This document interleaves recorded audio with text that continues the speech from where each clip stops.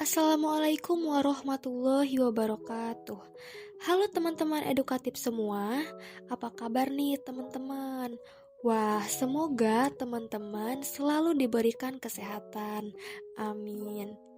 Baiklah, kami dari kelompok 3 yang beranggotakan 3 orang, yaitu saya sendiri Rita Rahmawati dan kedua rekan saya, yaitu ada Kak Salwa Berliana dan ada Kak Seratia Gelari. Nah, pada video kali ini kami akan membahas atau memaparkan materi tentang sistem hybrid elektrik. Pada materi sistem hybrid elektrik ini, kita akan membahas tentang media transmisi optik yang terdiri dari 3 kategori yang akan kami sampaikan, yaitu ada kabel optik, topologi jaringan, dan ada sistem multiplexing. Nah, buat teman-teman semua yang menonton video ini, jangan lupa untuk memperhatikan dengan seksama dan mencatat hal-hal yang penting.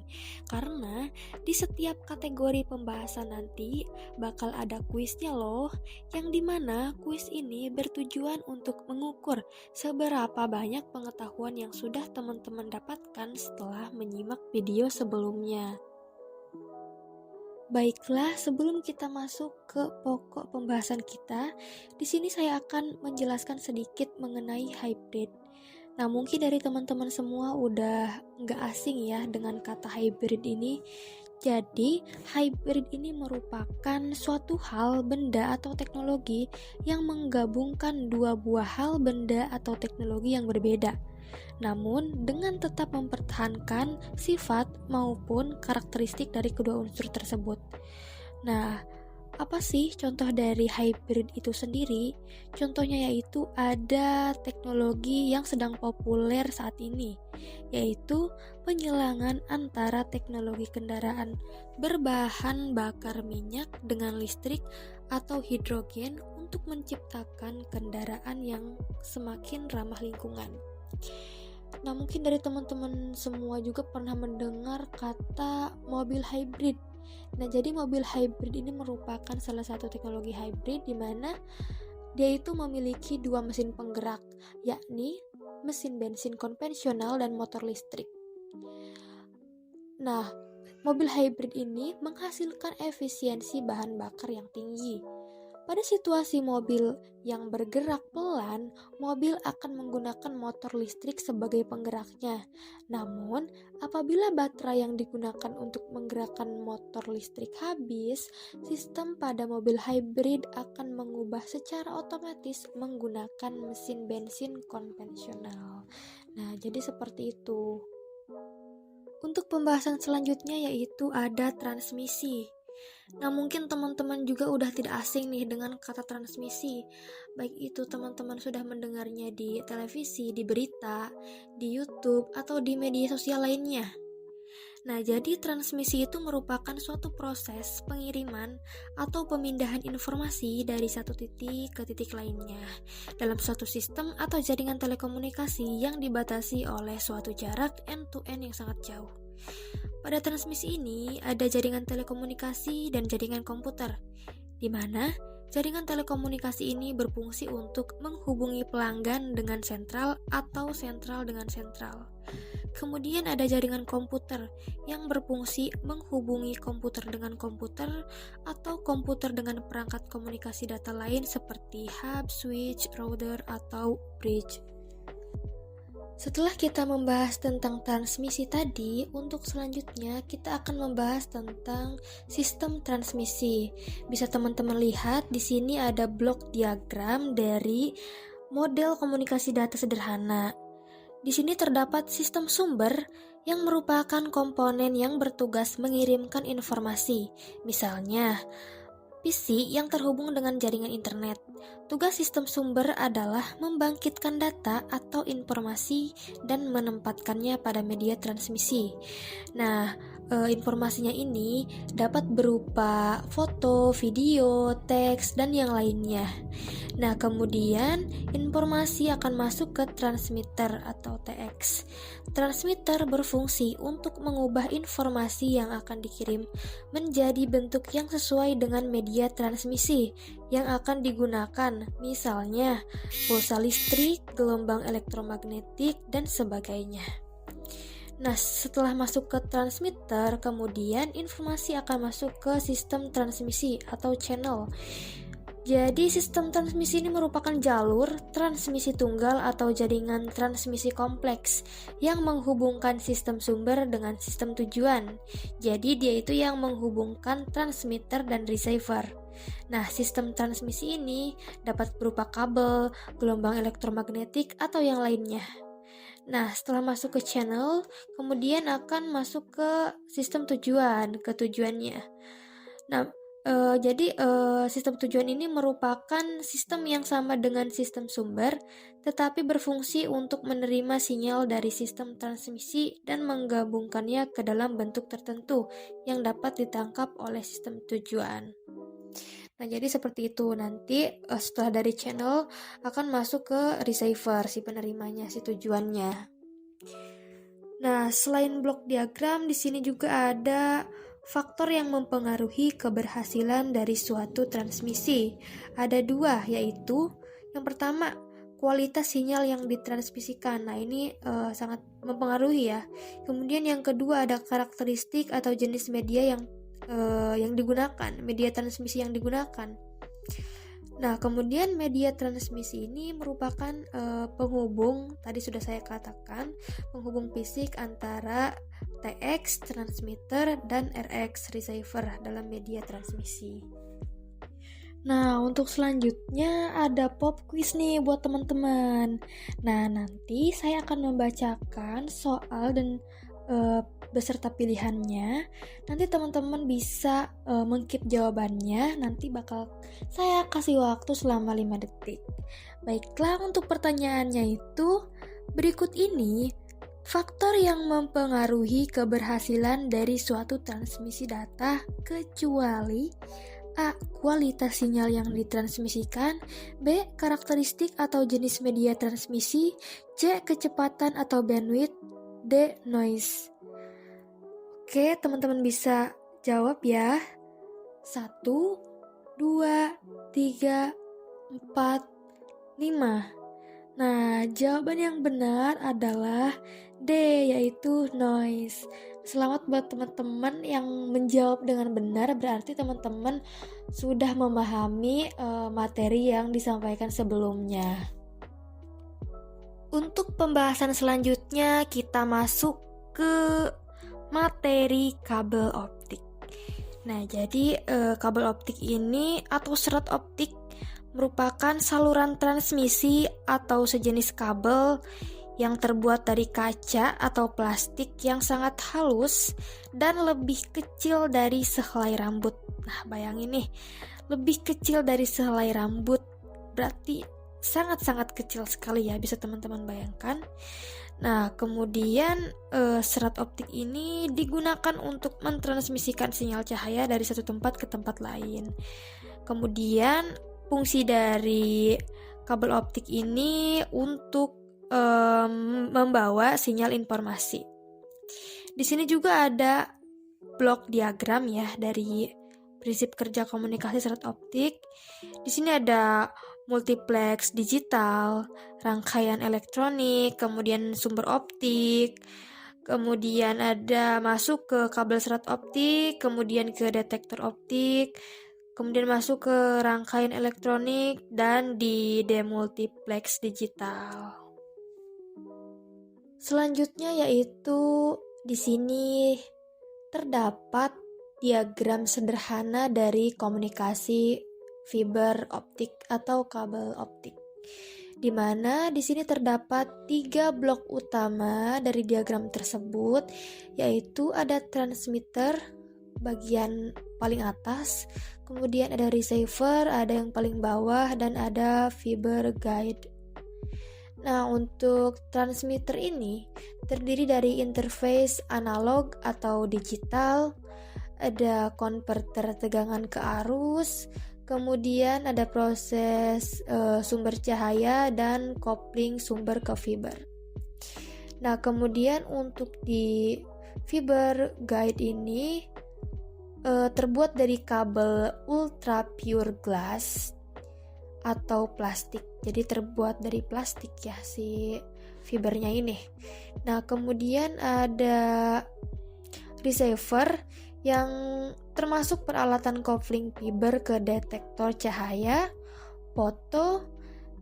fotodetektor, kemudian konverter arus ketegangan dan amplifier, serta interface analog atau digital.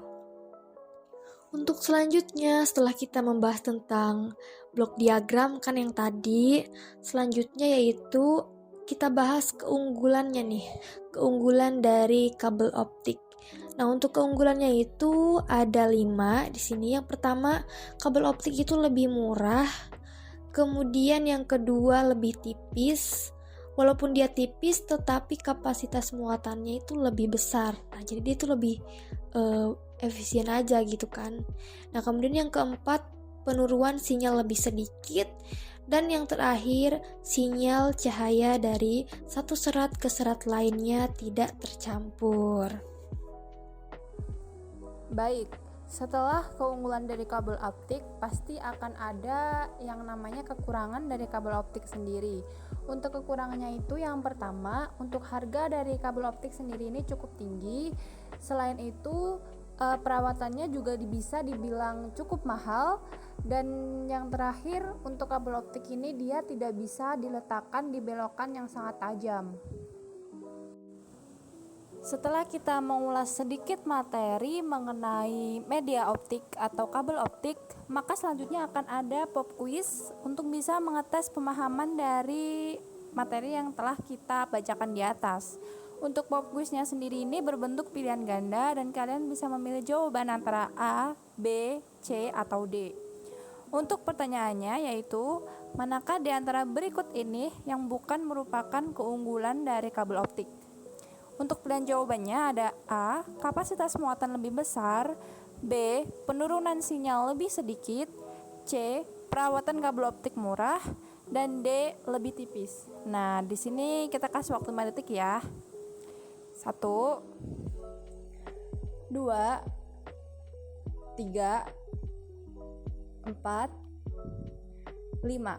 Oke, jadi jawaban dari yang bukan merupakan keunggulan dari kabel optik sendiri itu adalah C, perawatan kabel optik murah. Karena seperti yang sudah kita sampaikan di atas tadi, untuk perawatan dari kabel optik ini sendiri cukup mahal. Jadi jawaban yang benar itu adalah C, perawatan kabel optik murah. Selanjutnya ada topologi jaringan atau konektor. Topologi jaringan ini sendiri adalah titik ke titik atau point to point yang menghubungkan secara khusus dua piranti yang hendak berkomunikasi. Multititik atau multipoint menyatakan hubungan yang memungkinkan sebuah jalur digunakan oleh banyak piranti yang berkomunikasi. Nah, setelah ada materi tentang topologi jaringan atau konektor, maka selanjutnya akan ada pop quiz. Untuk pertanyaannya itu yaitu hubungan yang memungkinkan sebuah jalur digunakan oleh banyak piranti yang berkomunikasi disebut dengan topologi A point to point, B triple point, C multi point, dan D two point. Kita kasih waktu 5 detik lagi ya. 1, 2, 3, 4, 5. Oke, jadi jawaban dari hubungan yang memungkinkan sebuah jalur digunakan oleh banyak piranti yang berkomunikasi itu disebut dengan topologi multipoint. Jadi jawabannya adalah C. Selamat untuk teman-teman yang benar. Kita lanjut ke materi selanjutnya ya. Materi selanjutnya kita langsung masuk ke multiplexing. Jadi multiplexing itu apa sih? Nah, multiplexing ini sendiri adalah penggabungan beberapa kanal sinyal informasi ke dalam suatu kanal informasi dengan tujuan agar sinyal-sinyal informasi tersebut dapat dikirimkan secara simultan dalam satu kanal. Bisa dilihat di diagram sampingnya itu ada kanal 1, kanal 2 sampai kanal N. Kemudian N buah kanal tersebut itu ditransmisikan simultan dalam satu kanal. Untuk multiplexing ini sendiri itu ada beberapa tipe. Nah, yang pertama itu ada FDM atau Frequency Domain Multiplexing. Yang kedua ada TDM atau Time Domain Multiplexing. Yang ketiga ada CDM atau Code Division Multiplexing. Dan yang keempat ada WDM atau Wavelength Division Multiplexing. Oke, di sini kita akan kupas satu-satu mengenai tipe-tipe dari multiplexing. Yang pertama ada FDM atau Frequency Domain Multiplexing. FDM ini sendiri adalah teknik multiplexing yang menggabungkan banyak saluran input menjadi sebuah saluran output berdasarkan frekuensi.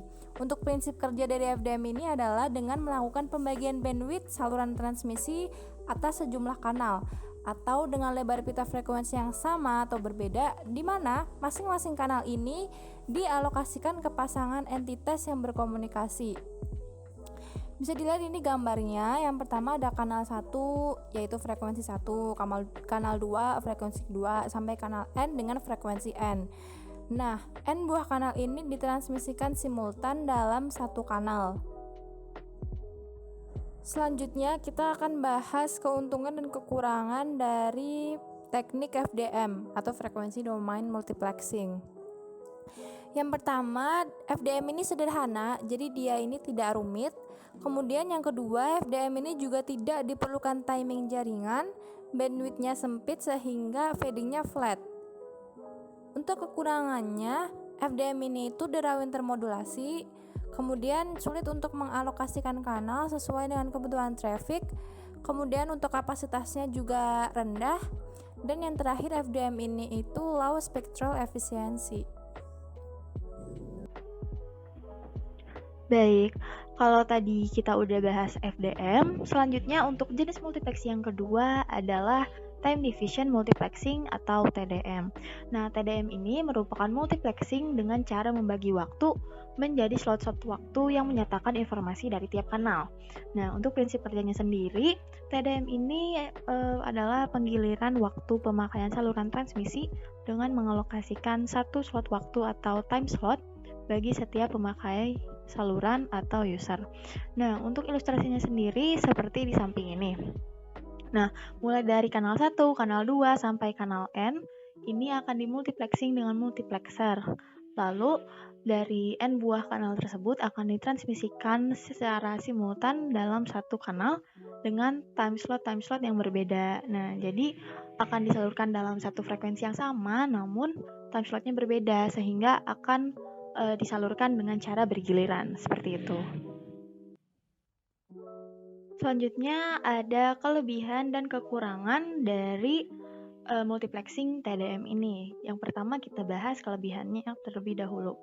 Nah, kelebihannya yang pertama adalah efisiensi spektrum frekuensi lebih tinggi dan tidak memerlukan power control.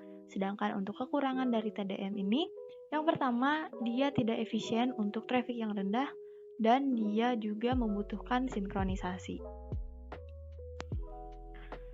Selanjutnya, untuk jenis multiplexing yang ketiga ada CDM atau Code Division Multiplexing.